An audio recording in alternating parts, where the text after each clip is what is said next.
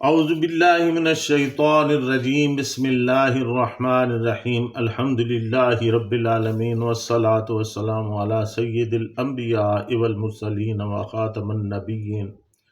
اللہم صلی علی محمد النبی عدد من صلی علیہ من خلقک وصلی علی محمد النبی کما ینبغی لنا ان نصلی علیہ وصلی علی محمد النبی کما امرتنا ان نصلی علیہ۔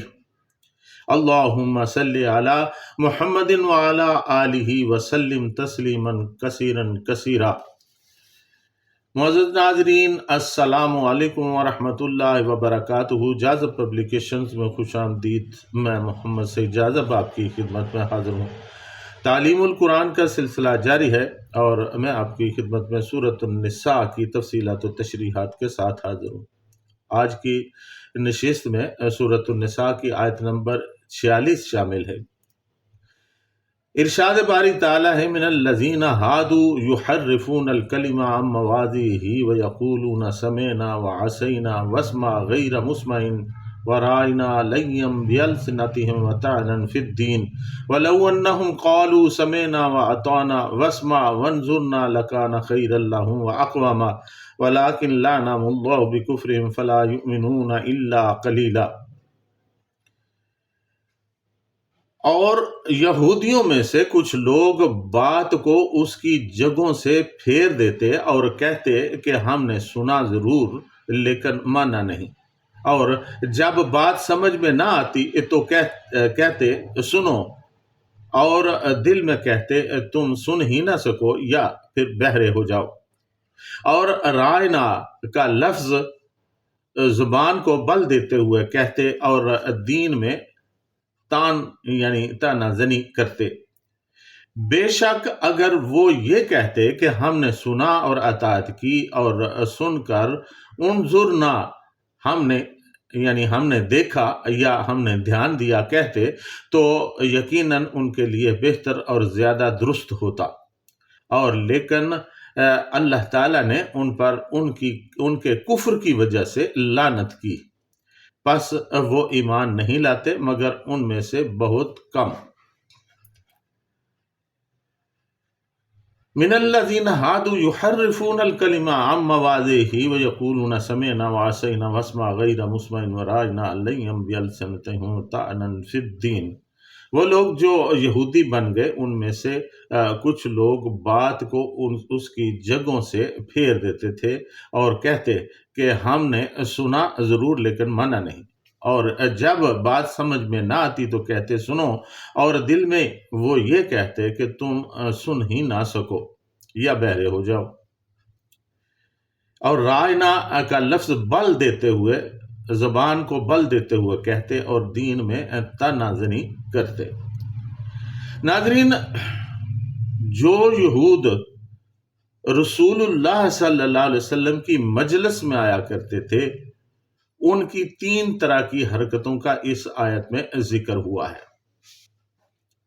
ایک یہ کہ جب وہ کوئی حکم الہی سنتے تو بلند آواز سے تو سمینا ہم نے سنا کہتے، مگر آواز آہستہ سے یا دل میں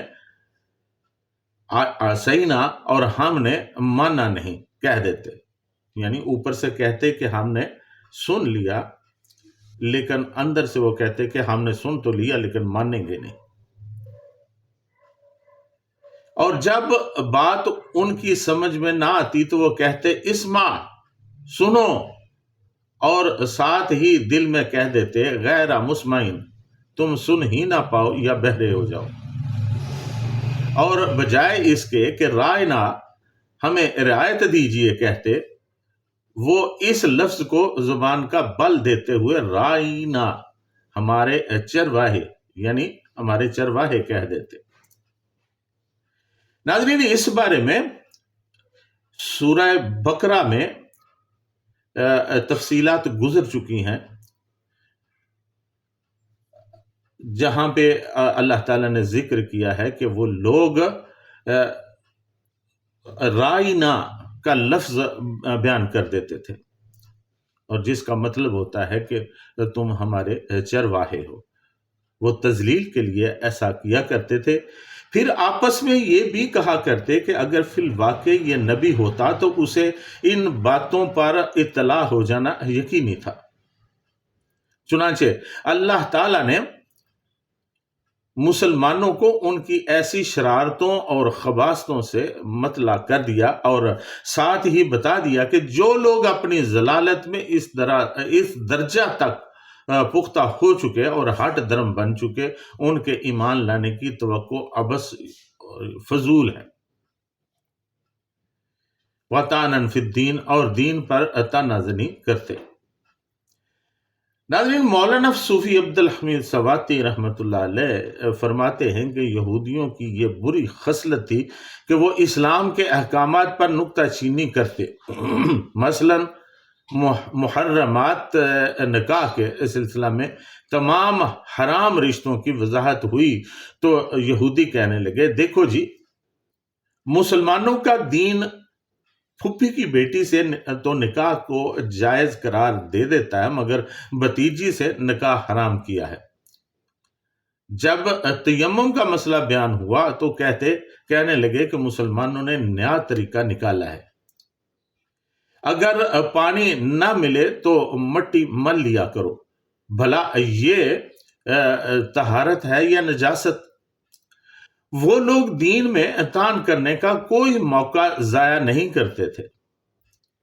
اسی لیے پارہ نمبر 10 سورۃ التوبہ آیت نمبر 12 میں ارشاد باری تعالیٰ ہے، وَإِن نَكَثُوا أَيْمَانَهُم مِّن بَعْدِهِمْ وَطَعَنُوا فِي دِينِكُمْ فَقَاتِلُوا أَئِمَّةَ الْكُفْرِ إِنَّهُمْ لَا أَيْمَانَ لَهُمْ لَعَلَّهُمْ يَنْتَهُونَ، اور اگر عہد کرنے کے بعد اپنی قسموں کو توڑ ڈالیں اور تمہارے دین میں طعنہ زنی کرنے لگے تو ان کفر کے پیشواؤں سے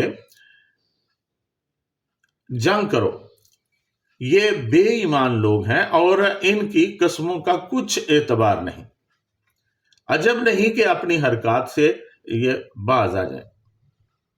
یہ کام آج کے ائمۃ الکفر یعنی کفر کے پیشوا بھی بخوبی سر انجام دے رہے ہیں۔ یورپی مشینریاں ہنود اور یہود ہمیشہ دین حق کی عیب جوئی میں لگے رہتے ہیں۔ تعدد ازواج پر یہ لوگ ہمیشہ سے معترض رہے ہیں، یعنی ایک سے زیادہ بیویاں کرنے میں، 4 تک کی بیویاں کرنے میں ان کو ہمیشہ سے اعتراض رہا ہے۔ اس کے علاوہ نیک لوگوں کو جنت میں حوران بہشت کے انعام کے بارے میں بھی تمسخر اڑاتے ہوئے دکھائی دیتے ہیں اور کہتے ہیں کہ اسلام عیش پرست مذہب ہے۔ ناظرین، اس سلسلہ میں کما حقہ بحث اس سے پہلے گزر چکی ہے۔ میں نے آپ کی خدمت میں عرض کیا تھا کہ یہ بیماری اتنی زیادہ ہو چکی ہے اور اس کا شاخسانہ ہمیشہ سے یہود کی وجہ سے ہمارے اندر پھیلا ہے۔ یہود و نصارہ میں کچھ لوگ ایسے ہیں جو یہ نظریہ ٹھونس دینا چاہتے ہیں مسلمانوں کے عقائد کو خراب کرنے کے لیے کہ یہ جو اسلام کے یہ ضابطے ہیں یہ غلط ہیں۔ اسی کا ایک شاخسانہ میرا جسم میری مرضی والے لوگ ہیں جو کبھی کبھی نکلتے ہیں، بلکہ آج کل تو اکثر اوقات پاکستان میں ایک تماشا انہوں نے لگایا ہوا ہے اور خواتین ہیں جھنڈے اٹھا کے چل رہی ہیں اور کہتی ہیں جی ہمارا جسم ہے، ہماری مرضی، ہم جو مرضی کریں۔ اسلام کے اصولوں کا مذاق اڑاتے ہیں اور سر عام مذاق اڑاتے ہیں۔ اللہ تعالیٰ سے دعا ہے کہ ان کو ہدایت نصیب ہو، لیکن یہ دراصل انتشار پیدا کرنے کے لیے ہے، مسلمانوں میں ایک ہیجانی کیفیت پیدا کرنے کے لیے ہے، اور یہ سب کچھ اس کا مرکز و محور یہود ہیں۔ وَلَوْ أَنَّهُمْ قَالُوا سَمِعْنَا وَأَطَعْنَا وَاسْمَعْ وَانظُرْنَا لَكَانَ خَيْرًا لَهُمْ وَأَقْوَمَ وَلَكِنْ لَعَنَهُمُ اللَّهُ بِكُفْرِهِمْ فَلَا يُؤْمِنُونَ إِلَّا قَلِيلًا۔ بے شک اگر وہ یہ کہتے کہ ہم نے سنا اور اطاعت کی اور سن کر انظرنا یعنی ہم نے دیکھا یا ہم نے دھیان دیا یہ کہتے تو یقیناً ان کے لیے بہتر اور زیادہ درست ہوتا، لیکن اللہ تعالیٰ نے ان پر ان کے کفر کی وجہ سے لعنت کی ہے، بس وہ ایمان نہیں لاتے مگر ان میں سے بہت ہی کم۔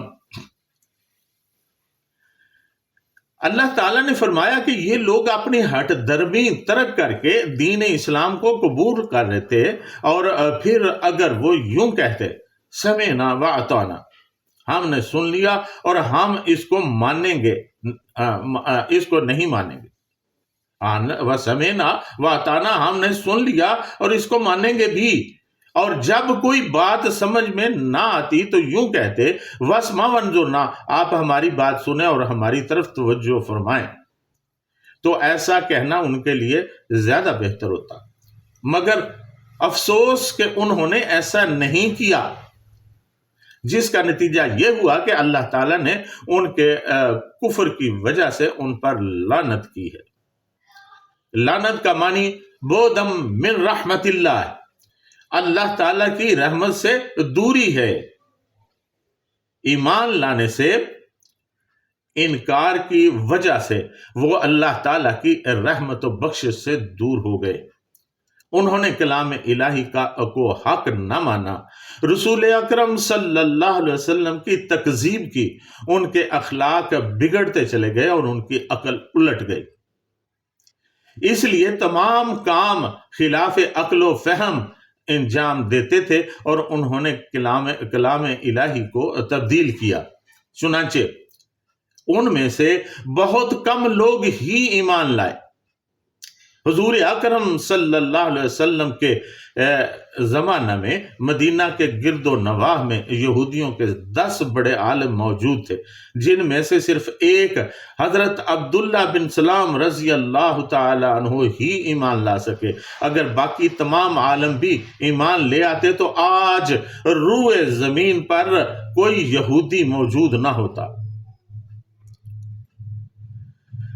ناظرین، یہ وہ حقائق ہیں جو قرآن کریم کھول کھول کر بیان کرتا ہے اور ہمیں متنبہ کرتا ہے کہ تم آنکھیں اور کان کھول کر اس معاشرے میں زندگی گزارو، اور اہل ہنود و یہود ان سے بچ کر رہو، نصارہ کے شر سے بچو، یہود کے شر سے بچو۔ لیکن افسوس یہ ہے کہ آج ہمارے اندر یہ صلاحیت ہی نہیں رہی کہ ہم اچھے اور برے کی تمیز کر پائیں، قرآن حکیم کی حقیقتوں کو سمجھ پائیں، کیونکہ قرآن حکیم میں لوگ تحریف کرنے کی کوشش کر رہے ہیں۔ ہمارے اندر کچھ طبقات ایسے ہیں جو قرآن کریم کے الفاظ اپنی مرضی سے موڑنے توڑنے کی کوشش کرتے ہیں، لیکن یہ تو اللہ کریم ہے جس نے اس کی حفاظت کا ذمہ لیا ہوا ہے، اور وہ ایسا کر نہیں پاتے، ورنہ عرصہ دراز سے یہود و نصارہ کی یہ کوشش رہی ہے کہ وہ اس میں کوئی نہ کوئی تحریف کر کے اپنی مرضی کا جو مطالب جو ہے نا وہ سامنے لے آئے۔ آج بھی یہ کوشش جاری ہے۔ میری استدعا ہے کہ قرآن کریم کو آنکھیں کھول کر، دماغ کی آنکھیں کھول کر پڑھیے، سمجھیے، قرآن مجید کو سمجھنے کی کوشش کیجیے تاکہ آپ کو اچھے اور برے کی تمیز ہو پائے۔ وہ احکامات جن کا رب کریم نے اعلان کیا ہے وہ آپ کو سمجھ میں آ سکیں۔ تو میرا یہ روزانہ کا درس بھی اسی لیے یہ ایک طریقہ ہے کہ کسی طرح آپ تک وہ اللہ اور اللہ کے رسول کا پیغام پہنچ پائے۔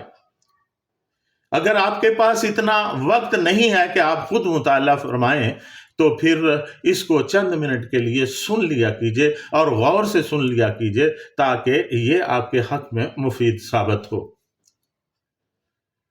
اللہ تعالیٰ سے دعا ہے کہ اللہ تعالیٰ ہمیں اس پر عمل کرنے کی توفیق عطا فرمائے، قرآن حکیم کی حکمتوں کو سمجھنے کی توفیق عطا فرمائے۔ اس کے ساتھ ہی آج کی نشست میں اجازت، آئندہ نشست تک کے لیے انشاءاللہ العزیز پھر ملاقات ہوگی۔ وما علینا الا البلاغ المبین۔